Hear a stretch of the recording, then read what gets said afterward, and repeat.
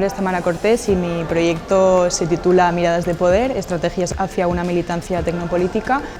Y básicamente lo que consistía el proyecto era en atraer la crítica tecnológica al espacio asambleario, en una asamblea feminista en la que yo llevo varios años trabajando. Lo que hicimos fue trabajar en la metodología de HackLab, en forma de taller, llevar a cabo 3 acciones paralelas alrededor de las tecnologías de poder, que en este caso era la cámara. Entonces, la primera acción consistía en cómo nos mira, la segunda acción giraba más alrededor de cómo leo la imagen de esa cámara y qué información me da y cómo yo puedo subvertir esa imagen, y la tercera consistía en un taller de prototipado rápido, accesible y libre.